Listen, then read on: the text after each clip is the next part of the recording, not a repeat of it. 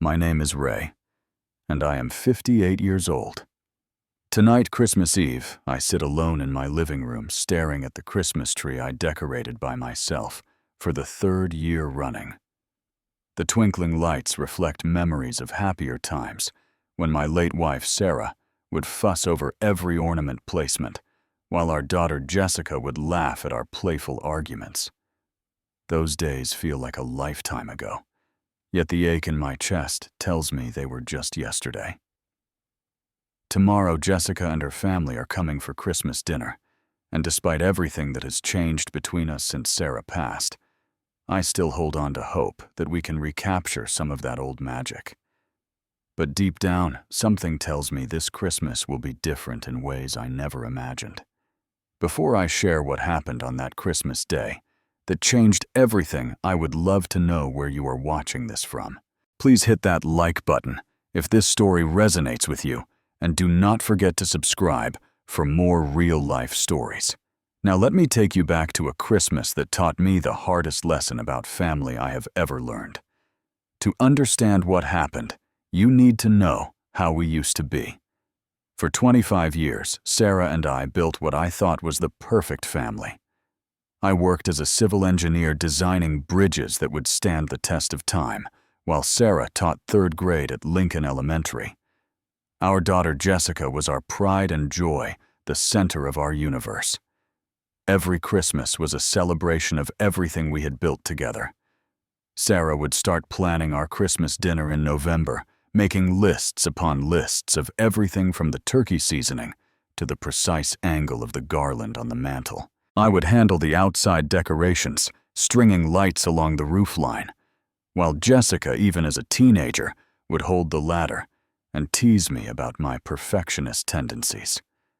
The house would smell like cinnamon and pine, filled with laughter, and Sarah's off-key humming of Christmas carols.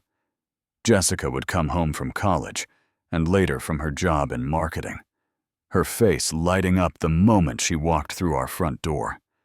She would drop her bags and immediately start helping Sarah in the kitchen, the two of them moving around each other like dancers who had rehearsed their steps 1,000 times. Those moments were pure gold to me. I would watch from the doorway, coffee in hand, feeling like the luckiest man alive. Then everything changed 3 years ago. Sarah collapsed at school during a parent-teacher conference. Massive heart attack. Gone before the ambulance even arrived. At 55, she was supposed to have decades left. We were supposed to grow old together, watch our grandchildren grow up, maybe travel to all those places we had pinned on our corkboard in the kitchen. The funeral was a blur of casseroles and condolences. Jessica handled most of the arrangements, while I sat in our bedroom staring at Sarah's side of the closet, unable to comprehend that she would never fill those clothes again.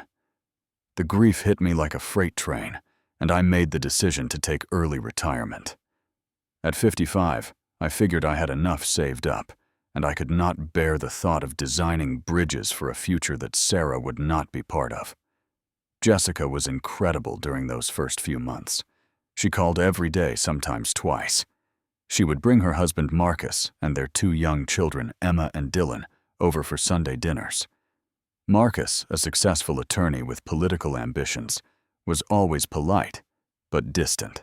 The kids, then 2 and 4, would crawl all over me calling me Grandpa Ray and demanding piggyback rides that made my aging back protest.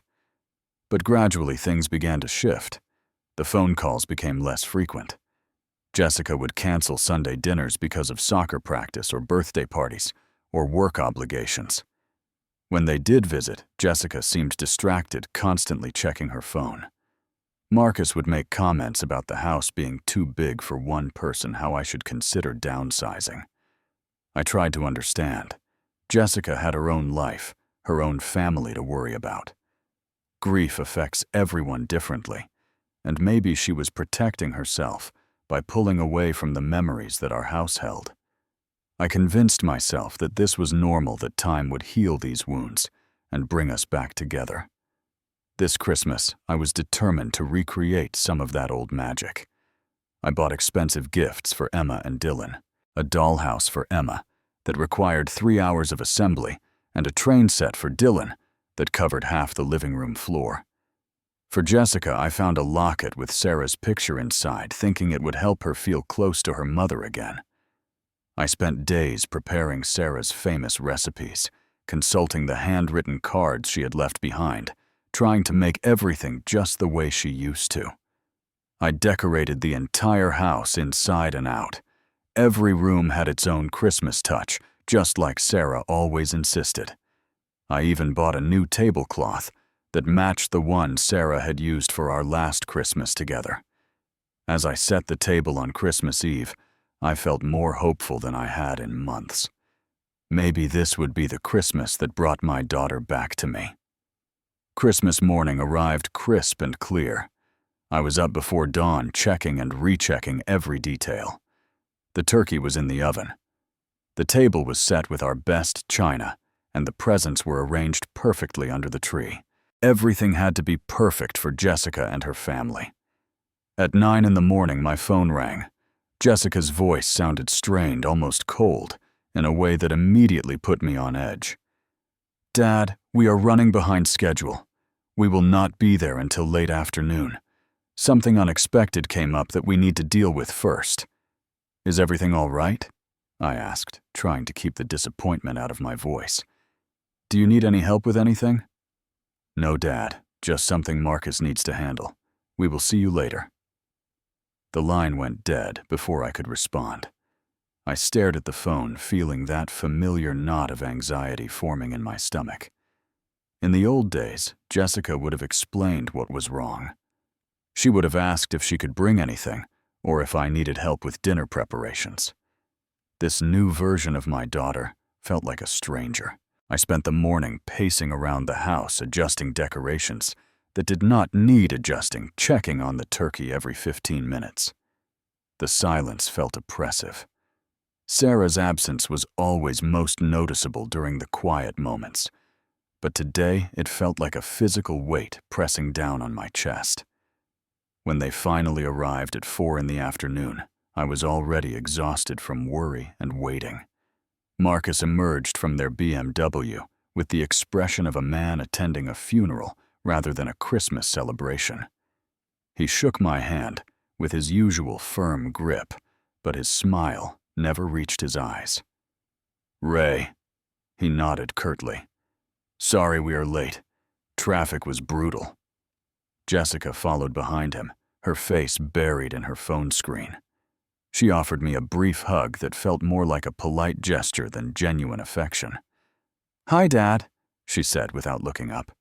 "The house looks nice." Emma and Dylan bounded toward me with the uninhibited enthusiasm that only small children possess. "Grandpa Ray!" Emma squealed, wrapping her tiny arms around my legs. "Did Santa come? Did he bring my dollhouse?" For the first time all day, I felt genuine joy. Santa definitely came, sweetheart. But first, let's get you all settled in. As we gathered in the living room, the atmosphere felt wrong in ways I could not quite articulate. Jessica sat on the edge of the sofa, still scrolling through her phone. Marcus checked his watch repeatedly. Only the children seemed truly present, their excitement infectious, as they examined the wrapped packages under the tree. "Daddy, can we open presents now?" Dylan asked, his 3-year-old patience wearing thin. "After dinner, buddy," Marcus replied, but his tone suggested he would rather be anywhere else. Dinner was a disaster. I had prepared all of Sarah's traditional recipes, spending hours trying to recreate the flavors that had made our Christmas dinners legendary. But nothing tasted right without Sarah's touch, without her laughter filling the spaces between conversation. "This stuffing tastes different," Jessica said, poking at her food with obvious distaste. "Mom's was never this dry." "I followed her recipe exactly," I replied, trying to hide my hurt. "Maybe I should have soaked the bread longer." "Mom had a way of making everything taste perfect." Jessica continued, her voice carrying an edge I had never heard before.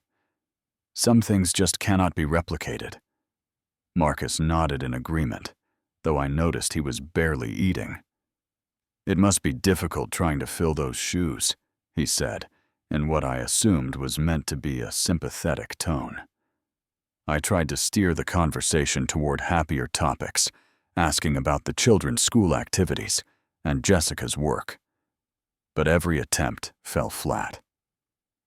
Jessica answered in monosyllables, while Marcus made pointed comments about how far they had driven and how early they needed to leave in the morning. The children sensed the tension and grew quiet.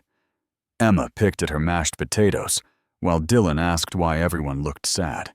"It is Christmas," he said, with the simple logic of childhood. "We should be happy." Out of the mouths of babes.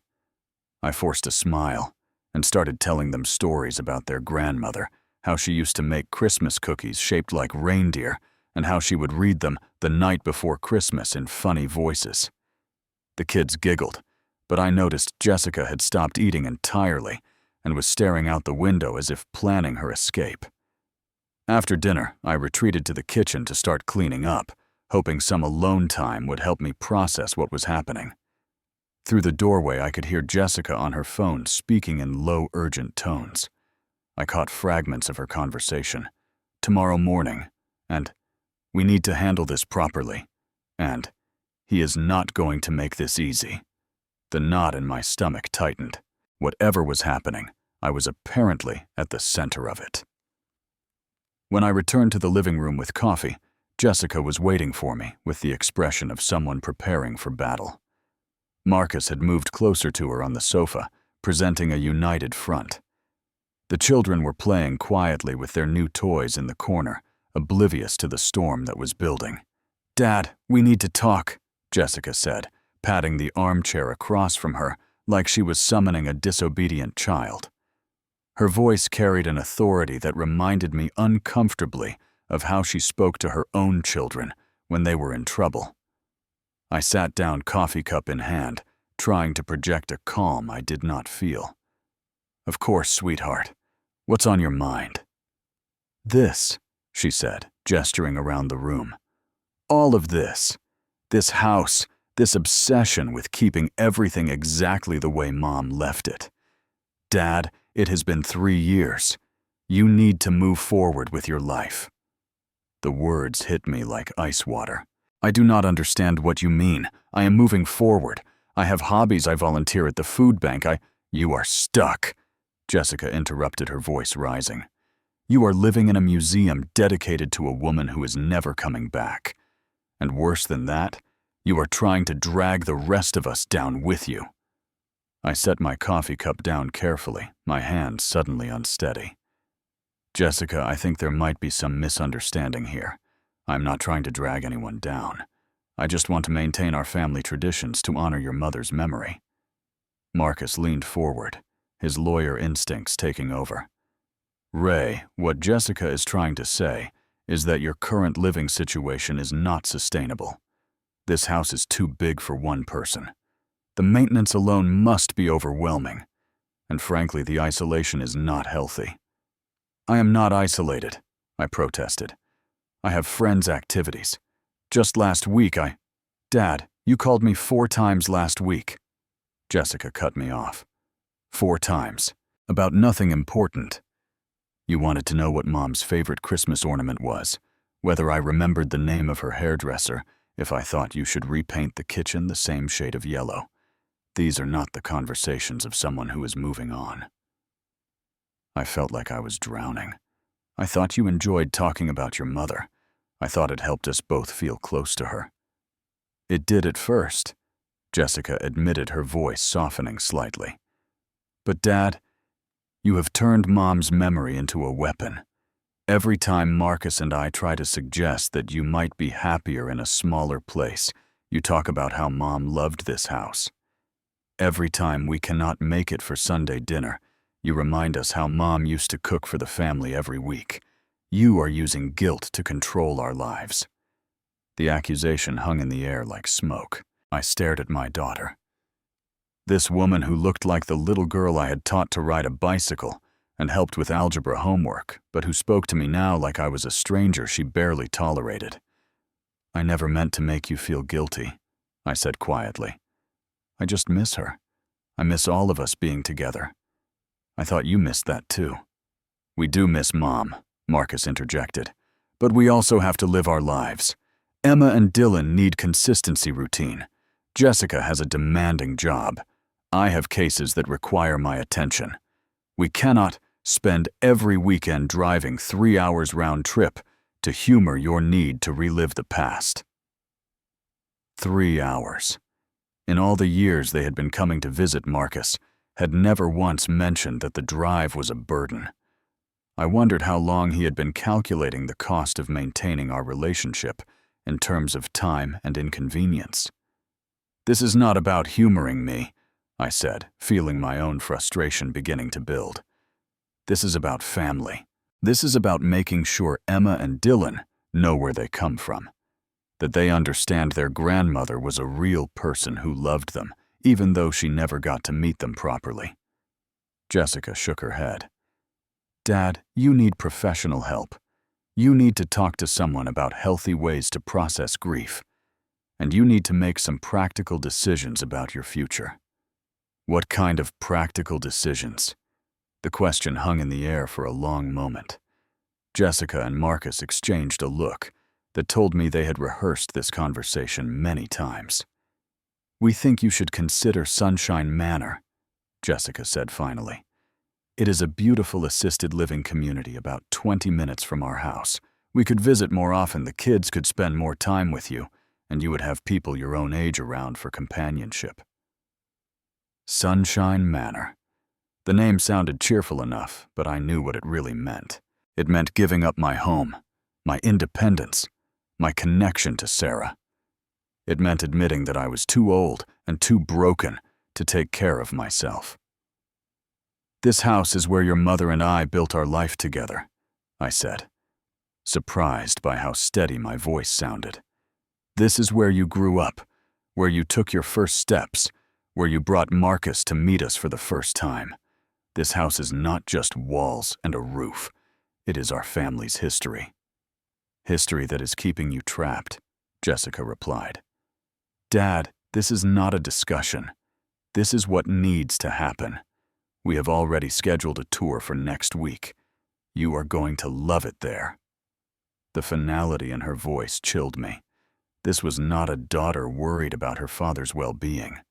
This was someone who had made a decision and was now informing me of the consequences.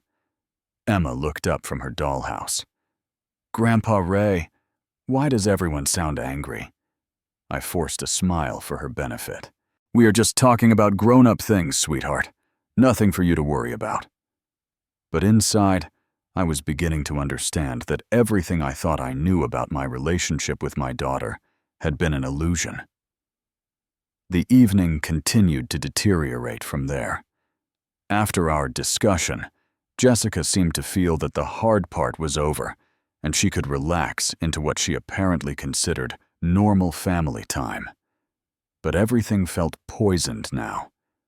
When Dylan climbed onto my lap to show me his new train, Jessica watched us with the expression of someone monitoring a potentially dangerous situation. Marcus made a show of engaging with me about football and politics, but his comments were peppered with subtle jabs about keeping up with the times and adapting to change. When I mentioned that I was considering taking a woodworking class at the community center, he nodded enthusiastically, while suggesting that assisted living facilities often had excellent craft programs. As the evening wore on, I realized that every interaction was being filtered through their predetermined conclusion that I was incapable of living independently.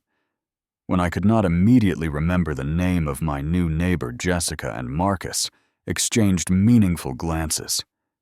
When I bumped into the coffee table while reaching for Dylan's dropped toy, I saw Jessica make a mental note. They were building a case against me, cataloging every minor stumble as evidence of my declining capabilities. It was systematic and deliberate, and I began to suspect it had been going on longer than just tonight. Around 9 o'clock, Jessica announced that it was time to get the children ready for bed.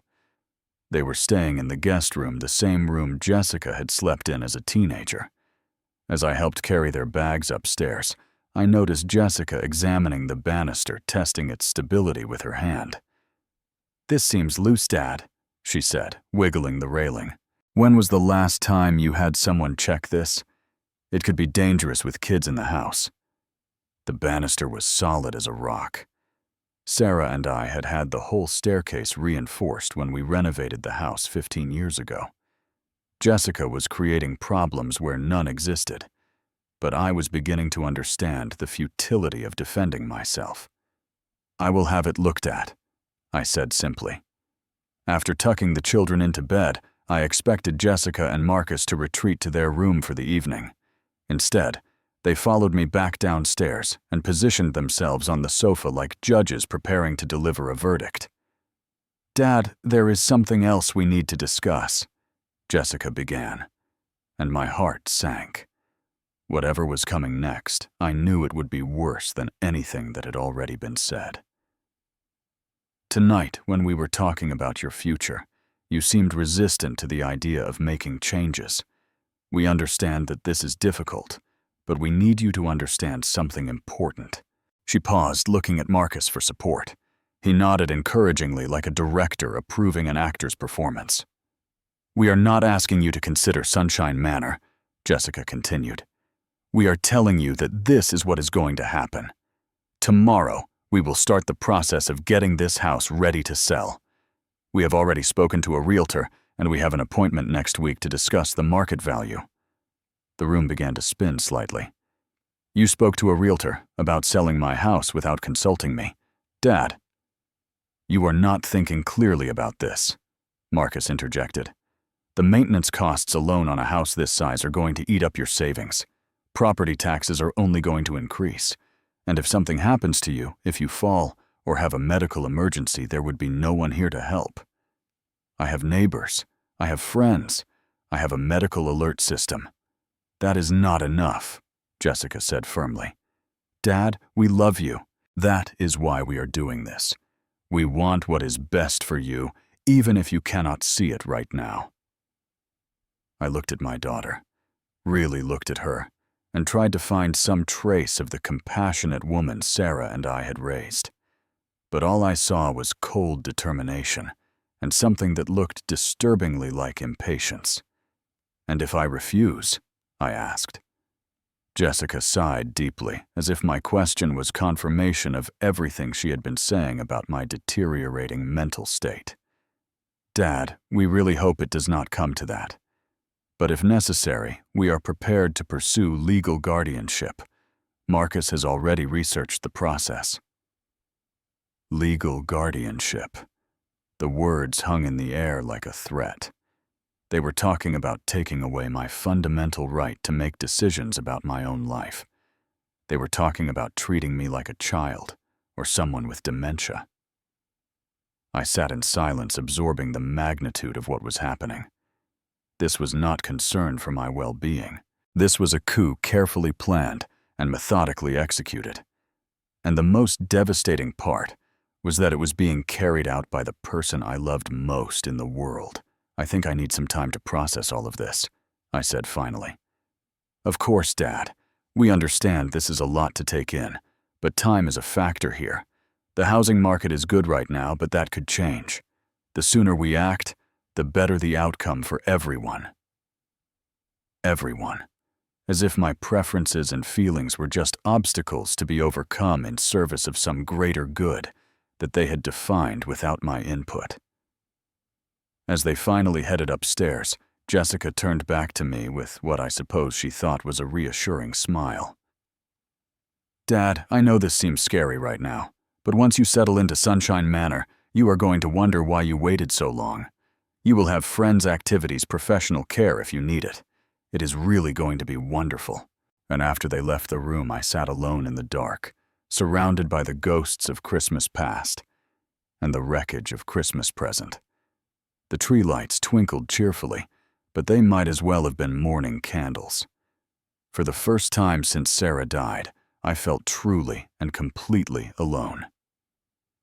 What Jessica did not know, what she could not have known, was that I had been expecting this conversation for weeks, not because I was psychic, but because I had done my homework. It started 2 months ago when I received a call from my bank about some unusual activity on the trust account Sarah had set up for Jessica's inheritance. The bank representative was apologetic, but concerned. Someone had been making inquiries about accessing funds, early citing family emergencies, and financial hardship. I asked for details, and what I learned made my blood run cold.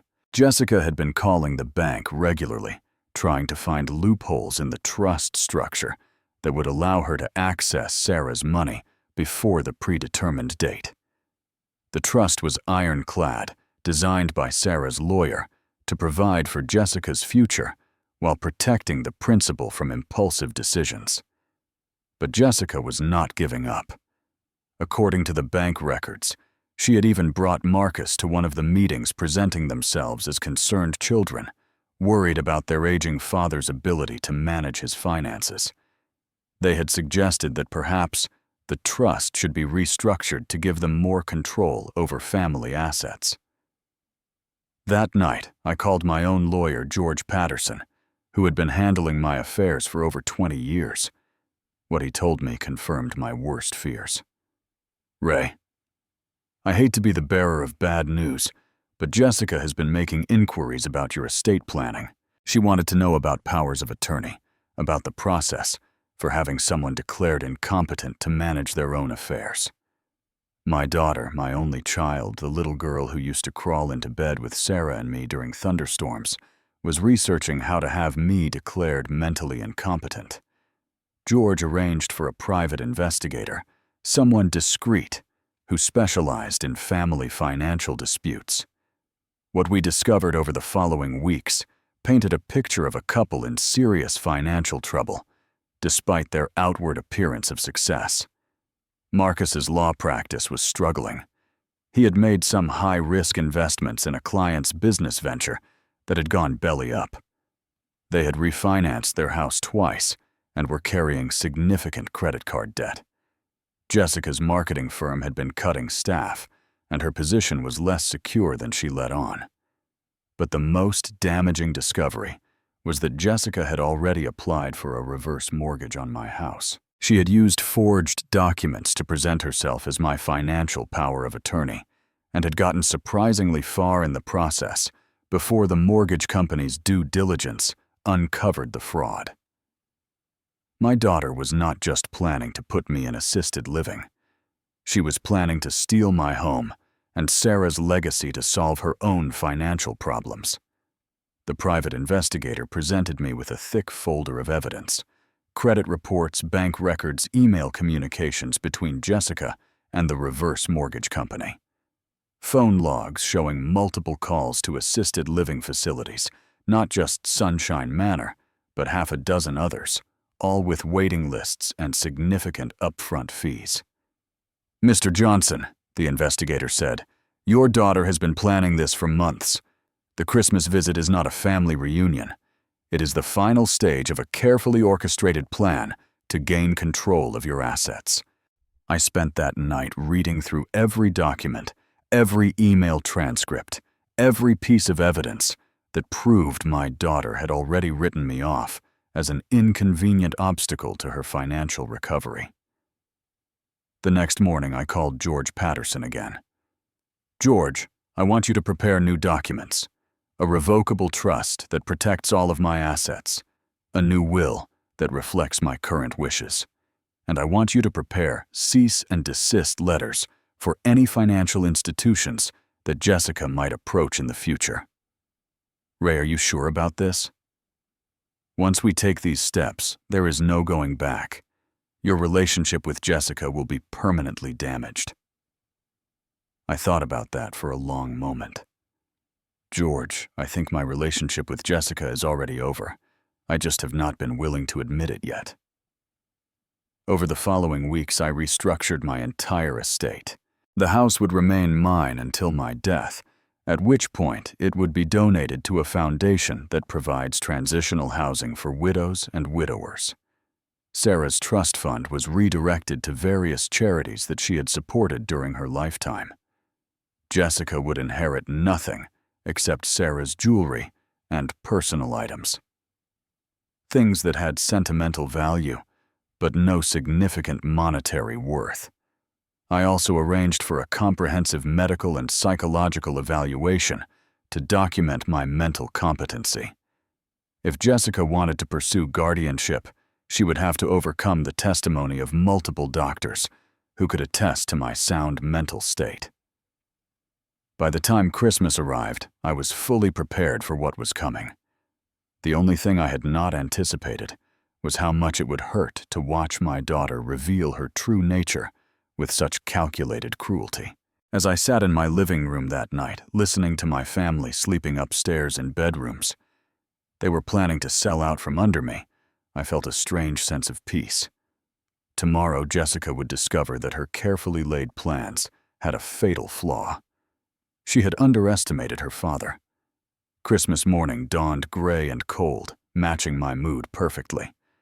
I was up early, as had been my habit since Sarah's death. But today, I moved with purpose. There were phone calls to make arrangements to finalize. George Patterson was spending Christmas with his own family, but he had given me his personal cell phone number for emergencies. At 8 in the morning, I called him. "George, it is time. I want you to execute everything we discussed. Freeze the trust accounts, notify all relevant financial institutions, and file the restraining orders against any further contact regarding my assets." "Are you absolutely certain, Ray? Once I make these calls, there is no putting the genie back in the bottle. I have never been more certain of anything in my life." Within 2 hours, every account that Jessica might have expected to access was locked down tight. The house was legally protected from any sale attempts. Most importantly, formal notices had been filed with the court system documenting Jessica's attempted fraud and my own mental competency. Downstairs, I could hear my family beginning to stir. Emma's excited voice carried down the hallway as she discovered that Santa had indeed brought her dollhouse. Dylan's delighted shrieks echoed from the living room as he explored his train set. For a moment, listening to the children's joy, I felt a pang of regret about what I was about to do. But then I remembered the stack of documents on my desk, the evidence of months of careful planning to defraud and manipulate me, and my resolve hardened. Jessica appeared in the kitchen around 9:30, still in her pajamas, but with her phone already in hand. She was texting someone, probably Marcus, probably coordinating the next phase of their plan. "Morning, Dad," she said without looking up. "Coffee smells good. I made a full pot. Help yourself." She poured a cup and leaned against the counter, still focused on her phone. "So I was thinking we could drive by Sunshine Manor this afternoon, maybe after the kids' nap time, just to give you a sense of what it looks like from the outside." "That sounds fine," I said, amazed at how calm my voice sounded. Marcus joined us a few minutes later, freshly showered and dressed, like he was heading to a business meeting rather than spending a relaxing Christmas morning with family. He accepted coffee, but declined my offer of breakfast, checking his own phone and making what looked like mental calculations. "Ray, I took the liberty of calling a friend of mine who specializes in estate planning," he said casually. "He might be able to streamline some of the paperwork we will need for the transition, get the house on the market faster, handle the trust transfer more efficiently." Estate planning, trust transfer. They were not even pretending this was about my well-being anymore. They were talking about dividing up my assets like I was already dead. "That is very thoughtful of you," I replied, "but I think I have that covered." Around 11, Jessica's phone rang. She answered with the brisk efficiency of someone expecting important news. "Hello." Pause. "What do you mean frozen?" Longer pause. "That is impossible. Run it again." She stepped out of the kitchen, lowering her voice, but I could still hear fragments of her conversation. "Tried 3 different accounts. And some kind of mistake. And call you back in 5 minutes. When she returned to the kitchen, her face was pale and her hands were shaking slightly. Dad, I am getting some strange information from the bank. They are saying there is some kind of hold on Mom's trust account. Do you know anything about that? I met her eyes steadily. Yes, Jessica. I know exactly what is happening. Marcus looked up from his phone, immediately alert to the change in atmosphere. What kind of hold? Technical difficulties or something more serious? Something much more serious, I said. The kind of hold that happens when someone tries to access money that does not belong to them. The silence in the kitchen was deafening. Jessica stared at me like I had just announced that I was from Mars. Dad? I do not understand what you are talking about. We have not tried to access anything. We are just concerned about your financial security. Jessica, I know about the reverse mortgage application. I know about your conversations with my bank. I know about Marcus's business problems and your job situation. I know everything. Marcus's face went through several color changes from pale to red to pale again. Ray, I think there might be some misunderstanding here. If someone has been giving you incorrect information about our finances— No misunderstanding, I interrupted. Just a father who finally woke up to what his daughter really thinks of him. Jessica sank into a kitchen chair, her phone clattering onto the table. How long have you known? Long enough to protect myself, and long enough to realize that the woman sitting in my kitchen is not the daughter I raised. For several minutes, nobody spoke. The children's laughter from the living room provided a surreal soundtrack to the destruction of what was left of our family. Finally, Jessica looked up at me with tears in her eyes. But they were not tears of remorse or shame. They were tears of anger and frustration. Dad, you do not understand the pressure we are under. Marcus's practice, my job, the kids' education costs. We are drowning, and you are sitting here in this huge house with more money than you could spend in 3 lifetimes. So that gives you the right to steal from me. We were not stealing, Jessica exploded. We were trying to plan for everyone's future. You are getting older, you need care, and this arrangement would have benefited everyone. Everyone except me, you mean? Marcus tried a different approach, his lawyer instincts kicking in. Ray, what if we could work out some kind of compromise? Something that addresses everyone's needs and concerns? I shook my head. The time for compromise was before you tried to forge my signature on legal documents. The time for compromise was before you researched having me declared incompetent. The time for compromise was before you decided that your financial problems were more important than your father's autonomy. Jessica's tears were flowing freely now, but her voice remained hard. Fine. You want to be a stubborn old man living alone in this mausoleum? Be our guest. But do not expect us to keep driving out here every weekend to check on you. Do not expect us to pretend that everything is normal between us. I would not dream of it, I replied. She stood up abruptly, her chair scraping against the kitchen floor. We are leaving. Today. I am not going to sit here and be accused of things I never did. You are welcome to leave anytime you want. But Jessica, before you go, you should know that I have changed my will. Everything that I intended to leave to you is now going to charity. You will inherit your mother's jewelry and personal items, nothing more. The blood drained from her face completely. You cannot do that. Mom would never have wanted. Your mother would never have wanted her daughter to steal from her husband either. But here we are. Marcus grabbed Jessica's arm, clearly recognizing that they were in legal quicksand and trying to prevent her from making things worse. We should go, he said quietly. We should pack up and get back home. As they gathered their things and corralled the confused children, Jessica made one last attempt at manipulation. Dad, when you are sitting here alone next Christmas, when you have no family left because of your pride and stubbornness, I want you to remember that this was your choice. I watched from the living room window as they loaded their car in tense silence. Emma waved goodbye to me through the rear window, her small face pressed against the glass. I waved back, knowing it might be the last time I ever saw her. After their car disappeared down the street, I sat down in Sarah's favorite chair and felt something I had not experienced in 3 years. Relief. The weeks following that Christmas were a whirlwind of legal activity and personal reflection. Jessica made several attempts to contact me, but they were not the calls of a repentant daughter seeking forgiveness. They were the calculated communications of someone trying to negotiate a better outcome for herself.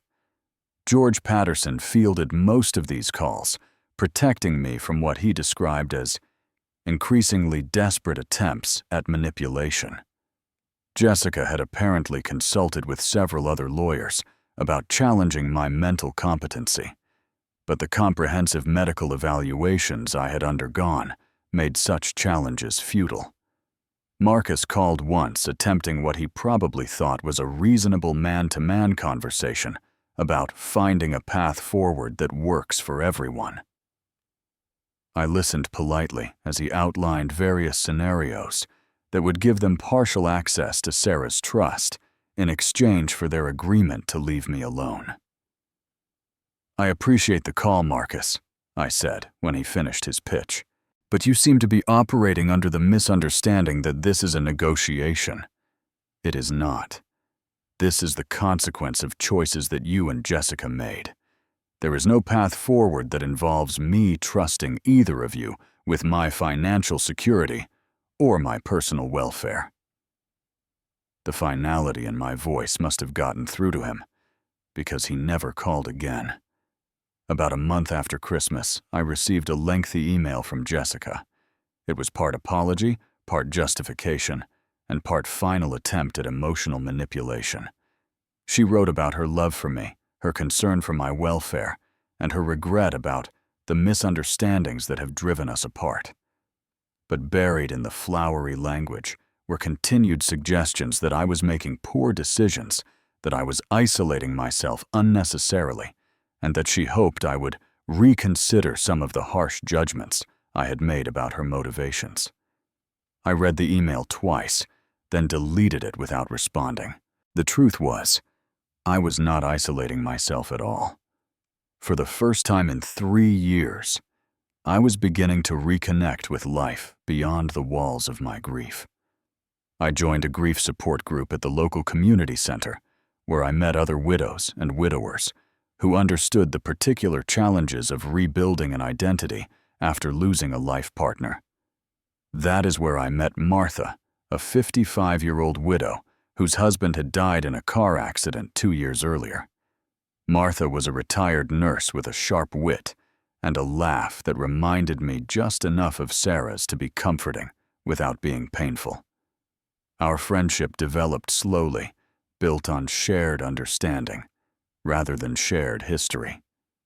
Martha had her own grown children who lived across the country, and she understood the complicated dynamics of adult parent-child relationships. When I told her about Jessica, she listened without judgment and offered insights based on her own experiences with family members who viewed her widowhood as an opportunity rather than a tragedy. "Some people see grief as weakness," she said one afternoon, as we walked through the botanical gardens that had become our regular meeting place. "They think that because we are sad, we are also helpless. They confuse emotional vulnerability with mental incapacity." "Jessica used to be so different," I said. "When she was younger, she was compassionate, thoughtful. I keep wondering if I failed her somehow, if I taught her the wrong values." Martha stopped walking and looked at me directly. "Ray, you did not teach your daughter to be deceptive or manipulative. You did not teach her that financial problems justify elder abuse. Those choices came from somewhere else entirely." Elder abuse. It was the first time anyone had used that term to describe what Jessica had tried to do to me, and hearing it spoken aloud was both shocking and liberating. As spring arrived, I made more changes to my life. I sold Sarah's car, which had been sitting unused in the garage, and used the money to fund a scholarship at Lincoln Elementary in her memory. I started volunteering at the food bank where Sarah had worked before her death, finding purpose in continuing her legacy of service. Most importantly, I began to understand the difference between honoring Sarah's memory and being trapped by it. Jessica had been right about one thing I had been living in the past, but the solution was not to abandon everything Sarah and I had built together. The solution was to build something new while keeping the best parts of what we had shared. I kept the house, but I redecorated several rooms, creating spaces that reflected my current life rather than preserving shrines to our shared past. I invited Martha over for dinner, and we cooked together in the kitchen, where Sarah and I had shared thousands of meals. It felt right in a way that surprised me. One evening in late spring, Martha and I were sitting on the back porch watching the sunset and talking about our plans for the summer when she asked me a question that I had been avoiding for months. "Do you ever regret how things ended with Jessica?" I thought about it for a long moment before answering. I regret that it was necessary. I regret that she made choices that forced me to protect myself from her. But I do not regret standing up for myself, and I do not regret refusing to be a victim. Do you think you will ever reconcile? That would require her to acknowledge what she did wrong and to demonstrate genuine change. Based on everything I have seen, I do not think that is likely. Jessica is not sorry for what she tried to do to me. She is sorry that it did not work. And as the months passed, I occasionally heard news about Jessica and her family through mutual acquaintances. Marcus's law practice had indeed failed, and they had been forced to sell their house and move into a smaller rental. Jessica had found a new job with a marketing firm in another city, which required longer hours and frequent travel. In October, almost a year after that devastating Christmas, I received a phone call that caught me completely off guard. "Grandpa Ray." The voice was small and uncertain, but unmistakably Emma's. "Emma, sweetheart, how did you get this number?" "I found it in Daddy's phone. Grandpa Ray, why do not you come see us anymore? Mommy said you moved away, but Daddy said you are still in the same house." My heart broke a little bit more. "Emma, honey, it is complicated grown-up stuff, but I want you to know that Grandpa Ray loves you very much. I miss you, and I miss the big Christmas tree in your living room. Can we come see it again this year?" Before I could answer, I heard Jessica's voice in the background, angry and urgent. "Emma, who are you talking to? Give me that phone right now." The line went dead. That night I sat in Sarah's favorite chair and thought about Emma's innocent question. "Can we come see it again this year?" In her child's mind, Christmas was about family being together, about traditions and celebrations and love. She had no understanding of the adult complications that had torn our family apart. I realized that Jessica had lied to her children about why I was no longer in their lives. She had told them I moved away, rather than explaining that she had tried to steal from me, and I had refused to allow it. Even in this, she was protecting herself rather than taking responsibility for her actions. For a moment, I considered calling Jessica, trying to work out some arrangement that would allow me to maintain a relationship with Emma and Dylan, without exposing myself to further manipulation or theft attempts. But then I remembered Martha's words about the difference between compassion and enabling. Allowing Jessica back into my life, even in a limited way, would send the message that her behavior had been acceptable, that our relationship could continue as if nothing had happened. That would not be fair to Emma and Dylan, who deserved to grow up understanding that actions have consequences and that love does not give anyone the right to take advantage of others. Instead, I did something else. I established education funds for both children managed by an independent trustee who would ensure that Jessica could never access the money for her own purposes. When Emma and Dylan turned 18, they would have the resources to attend college or trade school regardless of their parents' financial situation. It was not the relationship I had hoped to have with my grandchildren, but it was the legacy I could leave them. The knowledge that someone had loved them enough to invest in their futures, even when their own parents had made that direct relationship impossible. As Christmas approached again, I found myself looking forward to the holiday for the first time since Sarah's death. Martha and I had decided to spend the day together, combining our traditions and creating new ones. She would bring her famous apple pie, and I would make Sarah's stuffing recipe, which I had finally perfected after months of practice. We decorated my tree together, mixing my ornaments with hers, creating something that honored both of our pasts while celebrating our present. Martha had a gentle way of asking about the stories behind my ornaments, and I found myself sharing memories of Sarah that felt warm rather than painful. "This one," I said, holding up a handmade angel that Jessica had crafted in Sunday school when she was 7, was always Sarah's favorite. Every year, she would tell the story of how proud she was when Jessica brought it home. Martha examined the angel carefully, noting the uneven wings and crooked halo that made it so endearingly imperfect. It must be difficult having that reminder of happier times. "It used to be," I admitted. "But now I think I understand something I could not see before. The little girl who made this angel was real. The love that went into creating it was real. The joy Sarah felt when she saw it was real. Jessica's current behavior does not erase those moments or make them less meaningful. You are separating the person she was from the person she became." Exactly. I can cherish the memories of the daughter I raised without pretending that she did not grow up to make choices that I cannot accept. On Christmas Eve, Martha and I attended midnight service at the church where Sarah and I had been married 30 years earlier. As we sang carols in the candlelit sanctuary, I felt Sarah's presence not as a weight holding me back, but as a blessing, sending me forward. Christmas morning was peaceful in a way that I had not experienced since before Sarah's illness. Martha and I cooked breakfast together, exchanged modest gifts, and spent the afternoon reading by the fireplace. It was not the Christmas I had imagined having when I was younger, but it was exactly the Christmas I needed. Around 3 in the afternoon, my doorbell rang. For a moment, my heart stopped thinking that Jessica might have decided to make another attempt at reconciliation or manipulation. But when I opened the door, I found Mrs. Patterson from next door, holding a plate of cookies and wearing the shy smile of someone trying to be neighborly. "Merry Christmas, Ray," she said. "I hope I'm not interrupting anything. I just wanted to bring these over, and thank you for helping my husband with the snow removal this month."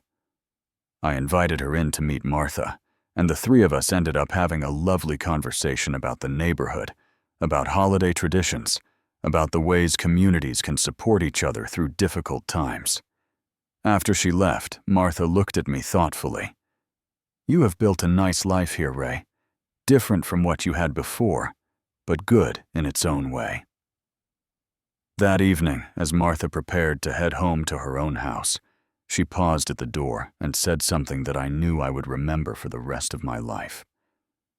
"Ray, that Christmas last year, when Jessica tried to manipulate and control you, you stayed silent during her attack because you already knew what you were going to do. You had already made the decision to protect yourself and preserve your dignity. That was not weakness or passivity. That was strength." After she left, I sat in the quiet house, surrounded by the soft glow of Christmas lights and the lingering scent of apple pie. I thought about Emma's phone call, about Jessica's lies, about the grandchildren, who would grow up not knowing me, but who would someday understand that their grandfather had loved them enough to stand up for what was right. I thought about Sarah, and how she would have handled this situation. Sarah had always been fiercely protective of family, but she had also been uncompromising about honesty and integrity. I believed she would have supported the difficult choices I had made. Most of all, I thought about the future. For the first time in years, I was not living in the shadow of loss or the fear of being taken advantage of. I was not perfect, and my life was not without challenges, but I was free. Free to build relationships based on mutual respect rather than obligation. Free to use my resources in ways that reflected my values rather than other people's demands. Free to honor Sarah's memory by living with the same integrity and compassion that had made her such an extraordinary woman. That Christmas taught me that family is not always about blood connections. Sometimes it is about finding people who truly want you in their lives, who value your well-being over their own convenience, who love you enough to tell you the truth even when it is difficult. As I prepared for bed that night, I realized that Jessica had been right about one thing I had needed to move forward from the past. But moving forward did not mean abandoning everything I valued or accepting treatment that diminished my worth as a person. Moving forward meant learning to love myself enough to demand better.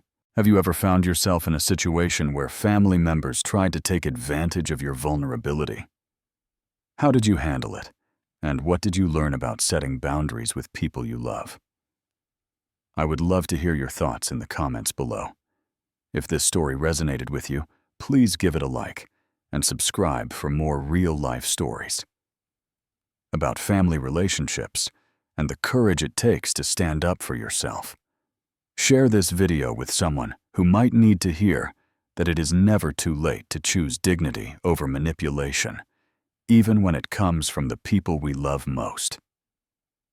Thank you for listening to my story, and remember that sometimes the most loving thing you can do is refuse to enable someone else's worst behavior. I wish you all the strength to make the difficult choices that protect your well-being and honor your values. Merry Christmas, and may your holidays be filled with genuine love and respect.